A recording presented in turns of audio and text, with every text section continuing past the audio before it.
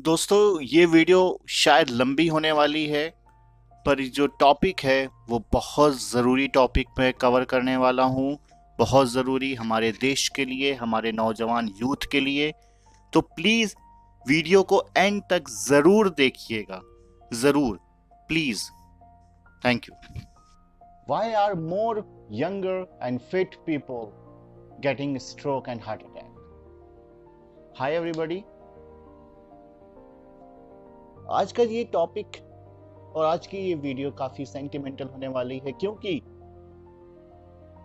हमारे देश के जो पिलर्स हैं, मैं कहूं यूथ, हमारा नौजवान लोग जो हैं, अगर वही खतरे में हैं तो कैसे रहेगा, फिर कैसे चलेगा देश।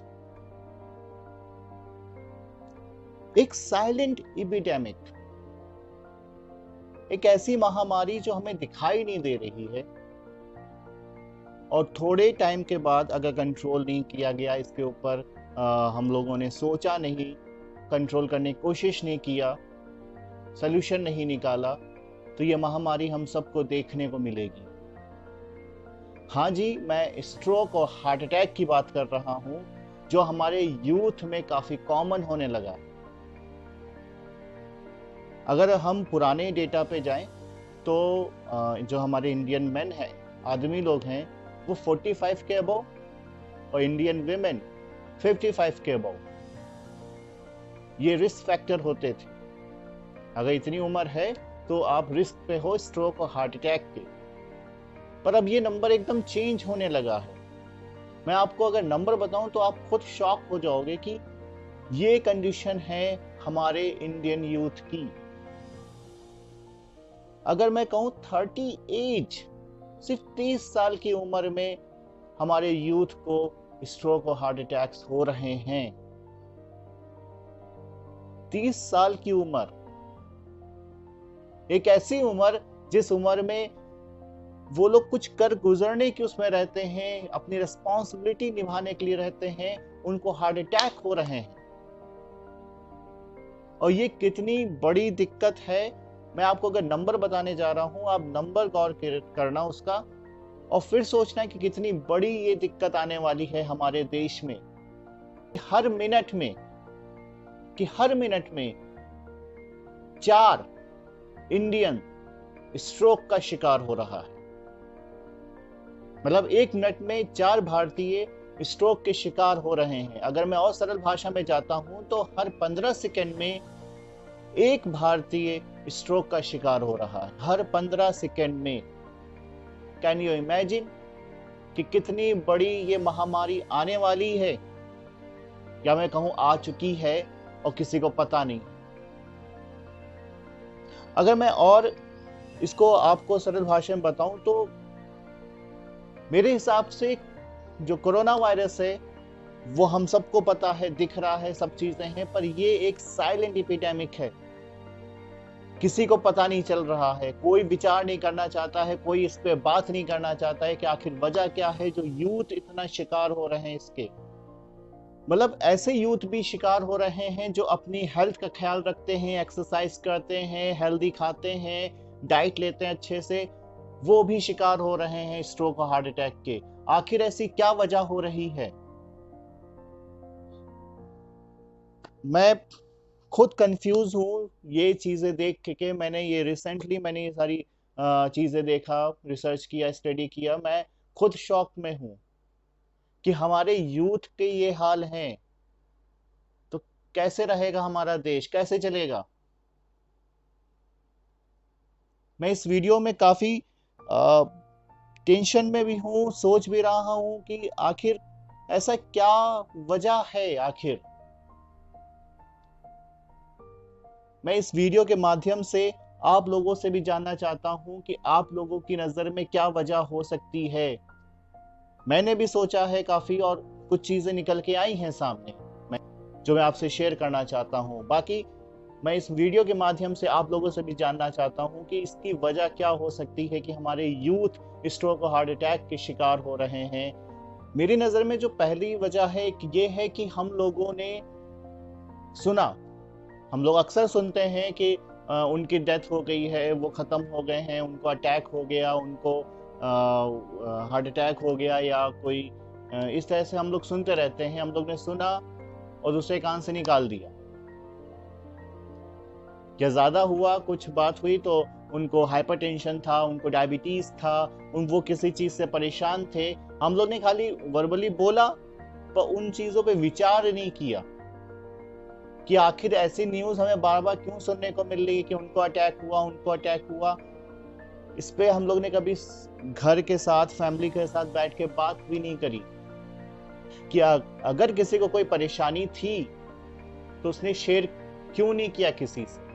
अगर मेरे हिसाब से मुझे जितना लगा कि क्या वजह हो सकती है एक यूथ की स्ट्रोक और हार्ट अटैक की, तो शायद उसका अकेलापन, लोनलीनेस, कि वो अपनी चीज किससे कहे। अगर वो बड़ी हिम्मत करके अपना स्ट्रेस, अपनी एंजाइटी किसी को बताता भी है तो सामने वाला मजाक बना देता है। ये चल रहा है सोसाइटी में हमारे, ये मैंने भी फेस किया है, शायद आप लोगों ने भी फेस किया हो। अगर किया है तो कमेंट सेक्शन पे जरूर बताइए, क्योंकि हम बोलेंगे नहीं तब तक कि हमारे अंदर का जो स्ट्रेस है, एंजाइटी है, वो नहीं निकलेगा। हम लोग को लगता है कि हम किसी से शेयर ना करके बड़ी हिम्मत की बात कर रहे हैं, मेरे अंदर बहुत हिम्मत है, पर याद रखें इमोशंस हमेशा खामोशी से इंसान को तोड़ता है।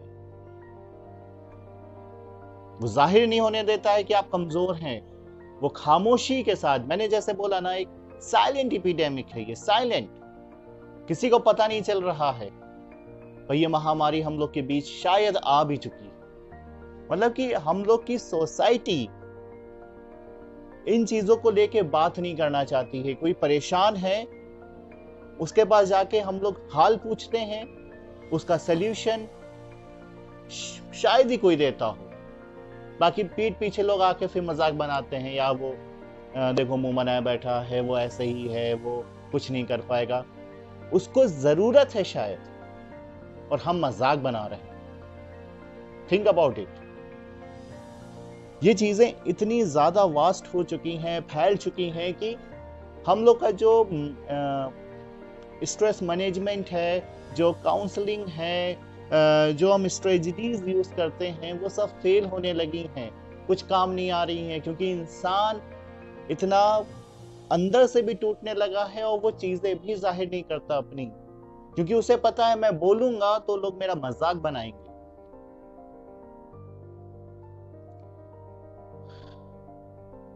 मैं क्या कहूं इस बारे में कि मैं सोसाइटी को कुछ बोल नहीं सकता हूं कि समाज कैसा हो चुका है। मैं ऐसा नहीं कह रहा हूं कि सब लोग ऐसे हैं, पर बहुत कम ऐसे लोग हैं जो दूसरों को सुनते हैं और समझते हैं और फिर उसका सल्यूशन उसको बताते हैं। ऐसे इंसान को आपसे कुछ नहीं चाहिए होता है, सिर्फ 2 मीठे बोल चाहिए होते हैं और एक सपोर्ट चाहिए होता है, बस। वो आपसे कोई आपकी प्रॉपर्टी या आपसे कुछ पैसा ये नहीं मांग रहा है, पर समाज के लोग इतना भी करने को तैयार नहीं होते। वैसे अगर हम इसके सिम्टम्स की बात करें, वार्निंग साइंस की बात करें, तो बहुत से लोगों को पता है, पर ऐसा जरूरी नहीं है कि जो इसके जो मेजर एक सिम्टम्स हैं, जैसे कि एक चेस्ट पेन होना, काफ़ी तेज चेस्ट पेन होना, राइट शोल्डर तक पेन जाना, और मैं यूँ कहूँ कि काफ़ी जगह हम लोगों ने मूवीज़ में देखा है, तो ज़रूरी नहीं है, मैं ये नहीं कह रहा हूँ वो सिम्टम्स नहीं है, पर ज़रूरी नहीं है कि एज इट इज़ सिम्टम्स सबको आए। तो कुछ सिम्टम्स इसके ऐसे होते हैं कि हम लोग को पता नहीं चलता है कि वो स्ट्रोक या हार्ट अटैक का एक सिम्टम्स है या साइन दे रहा है। जैसे कि एक हल्का चेस्ट पेन होना, जो अक्सर हम लोगों के जब गैस बनती है या JERD होता है, एसिड रिफ्लेक्स होता है, जो चेस्ट में डिस्कम्फर्ट रखता है, वैसा फील होना। Nausea, dizziness, loss of balance, sometime fainting feel, और ब्रीदिंग प्रॉब्लम्स, ये भी देखा गया है। तो ये सारे सिम्टम्स हो सकते हैं, एक वार्निंग साइन हो सकता है आपके स्ट्रोक या हार्ट अटैक का। सो हम कैसे इसको सीरियस लें? अगर आपकी कोई फैमिली हिस्ट्री है और आपको ऐसे सिम्टम्स आ रहे हैं तो अपने डॉक्टर से जल्दी से सलाह लें। ये हो सकता है अगर आपकी फैमिली हिस्ट्री या आपको ही डायबिटीज या हाइपरटेंशन है तो ज़रूर लें, या आपको पता है कि मेरे अंदर कोई स्ट्रेस चल रहा है या मैं एक एंजाइटी स्टेज पे हूँ, फेज पे हूँ, तो आप तुरंत, अगर आपको ये सारे सिम्टम्स आ रहे हैं, आप तुरंत डॉक्टर से कंसर्न करें। तो दोस्तों, अगर हम इसके सोल्यूशन पे जाते हैं, मेरे हिसाब से जो मैंने अपनी रिसर्च करी है, स्टडी करी है, उसके अनुसार हम लोग के प्रोफेशन में या डॉक्टर्स में ऐसे भी कुछ डॉक्टर्स होते हैं जो इन चीज़ों के लिए हैं, जैसे साइकेट्री हो गया है या काउंसलर हो गए हैं, जो इन चीज़ों को डील करते हैं। पर मेरे हिसाब से ये नंबर इतने ज़्यादा हो रहे हैं दिन प्रतिदिन कि इनकी जो एक ज़रूरतें हैं वो पूरी नहीं हो पा रही। ऐसे में हम सब लोगों को आगे आना चाहिए, जो हेल्थ केयर वर्कर्स हैं, जो डॉक्टर्स हैं, वो सब लोग आगे आएं। एक तरह से हम सब लोगों को ऑब्जर्व करें, काउंसलिंग करें। वो नहीं बोल पा रहे हैं फिर भी हम अपने तरीके से उनसे मतलब कि जानने की कोशिश करें आखिर क्या वजह उनके परेशानी की, क्यों इतने स्ट्रेस में है, एंजाइटी है, ये सारी चीज़ों की जानने की कोशिश करें। क्योंकि आज के यूथ जो स्ट्रेस लेते हैं ना, मैं खुद ये ऑब्जर्व किए बैठा हूँ। ऐसा नहीं है कि मैं बहुत अच्छा हूँ, मुझे कुछ नहीं हुआ है, ऐसा नहीं है। जो स्ट्रेस होता है ना, वो एक एडवांस लेवल का स्ट्रेस है। मतलब मैं बता नहीं सकता हूँ कि एक यूथ को जिस तरह से एक ओवर थिंकिंग होती है, जो सोच आ जाती है, उसे ओवरकम करने में उसे एक दिन नहीं, 2 दिन नहीं, पूरा पूरा हफ्ता लग जाता है। एक एडवांस लेवल चल रहा है स्ट्रेस का। कुछ लोग हैं ओवरकम कर जाते हैं टाइम के साथ, और कुछ लोग हैं वो अंदर ही अंदर उन चीज को रख लेते हैं, बोलते नहीं हैं। मैं अपनी बात यहाँ पे शेयर कर देता हूँ कि मैं क्या करता हूँ ऐसे टाइम की, जब मुझे स्ट्रेस होता है मैं कैसे सोल्यूशन निकालता हूँ। तो मेरे पास एक दोस्त है मेरा, मुझे जो भी स्ट्रेस होता है मैं उसके सामने जाके गा देता हूँ, और वो बहुत ध्यान से मेरी बात सुनता भी है, समझता भी है। बस मैं स्ट्रेस फ्री हो जाता हूँ। पर कुछ लोग ऐसे होते हैं जो किसी से कुछ नहीं बोलते हैं। उनको लगता है मैं बोलूंगा तो लोग मेरा मजाक बनाएंगे, लोग पीठ पीछे मेरी बातें करेंगे। पर आपको जरूरत है किसी से बात करने की। आप भूल जाओ आपका कोई मजाक बनाएगा। आपके करीब जो सबसे अच्छा दोस्त है आपका, जो भी है इंसान जिसको आप अपना समझते हो, आप उससे जरूर शेयर करो अपनी चीजें। कुछ भी मत रखो अपने दिल में, कुछ भी मत रखो। और हमारे देश में ऐसे कई लोग हैं, मतलब कि वो कोई प्रोफेशनल नहीं है, उनके पास कोई स्पेशलाइज्ड स्टडी या एजुकेशन नहीं है, पर वो फिर भी लोगों को समझते हैं, सुनते हैं अच्छे से, और उसके बाद सोल्यूशन भी देते हैं। एक ऐसा सोल्यूशन देते हैं जो वाकई उनके लिए वैलिड होता है, असरदार होता है। तो ऐसे जो लोग हैं वो सामने आए, और ये जो साइलेंट एपिडेमिक है, इसको संभालने में मदद करें।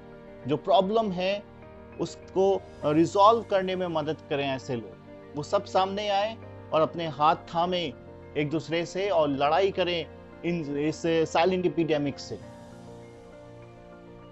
क्योंकि जरूरत है आप सब लोगों की, ऐसे लोगों की, क्योंकि ये एक बहुत ह्यूज नंबर पे जा रहा है। आप खुद, मैं फिर से रिपीट करूंगा अपनी बात, कि 1 मिनट में 4 भारतीय स्ट्रोक का शिकार हो रहे हैं। 1 मिनट में 4, मतलब हर 15 सेकंड में 1। आप खुद अनुमान लगाओ कि कितना वास्ट नंबर ये जा रहा है। और इसमें से लगभग 50% हमारे यूथ हैं। जो न्यू रिसर्च आई है, जो न्यू डेटाबेस आया है, उस पर 50% लगभग, अगर मैं 50% भी नहीं ले रहा हूं, 4 में से 1 यूथ अगर भी है, अगर 1 मिनट में जो 4 भारतीय हैं उसमें से 1 यूथ है, फिर भी ये बहुत बड़ा नंबर चला गया यूथ के लिए। आप खुद सोचो। और साथ ही साथ हमारे समाज में ये वेबिनार, वर्कशॉप, सेमिनार, कॉन्फ्रेंस, ये सारी कंडक्ट होनी चाहिए, जहां हम लोग इन चीज़ों से लेके कंसर्न कर सकें, बातें कर सकें, और जो लोग हैं स्ट्रेस में हैं, एंजाइटी पे हैं, वो अपनी बात कह सकें। अगर वहां सबके सामने नहीं कह सकते हैं तो अच्छे स्पीकर्स बुलाए जाएं, फिर वो अपनी बात इंडिविजुअली, पर्सनली जाके कह सकें, सोल्यूशन ले सकें, अपने स्ट्रेस को कम कर सकें। और मोहल्ले में छोटे छोटे कैंप्स लगने चाहिए जहाँ पे ये सारी चीज़ें, फैसिलिटीज़ हों, कि लोगों की बात सुनी जाए, वहाँ पे समझी जाए, उनके जो स्ट्रेस लेवल है उसको कम किया जाए। ये सारी चीज़ें होनी चाहिए अब। सो दोस्तों, अगर आप लोग जो मैंने बोला है, जो सोल्यूशन दिए हैं, अगर आप एग्री करते हो और आप साथ हो कि आप भी मदद करोगे इन चीज़ों में, आप भी किसी ना किसी के स्ट्रेस को दूर करने की कोशिश करोगे, तो प्लीज कमेंट बॉक्स पे लिखिए, we all are with you. हम सब आपके साथ हैं, प्लीज सपोर्ट कीजिए, क्योंकि जरूरत है इस वक्त।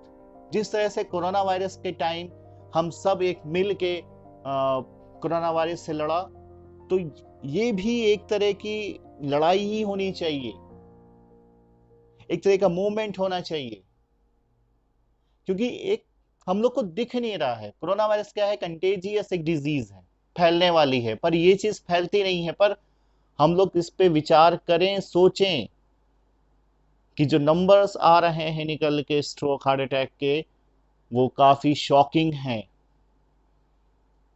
और कहीं ना कहीं हम चीजें कंट्रोल कर सकते हैं। करना कुछ नहीं, बस लोगों से बात करनी है, दो बोल मीठा बोलना है, बस। सिर्फ इतना करने से ये नंबर कम हो सकते हैं, और डेफिनेटली हो सकते हैं।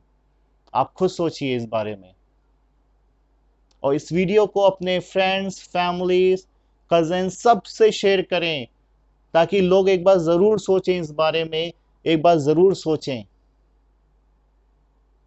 प्लीज इन चीजों को समझिए, और कमेंट सेक्शन पे जरूर बताइएगा कि मेरी ये स्टडी, मेरी इन चीज़ों पे बात करना कैसा लगा आप सबको।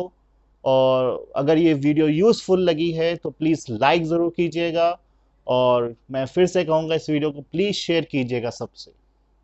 Thank you so much. और कोरोना वायरस के लिए जो प्रिकॉशंस हैं, प्लीज़ उसे फॉलो करते रहें, लेते रहें। अभी तक वैक्सीन नहीं लगवाई है तो प्लीज़ गो एंड वैक्सीनेटेड।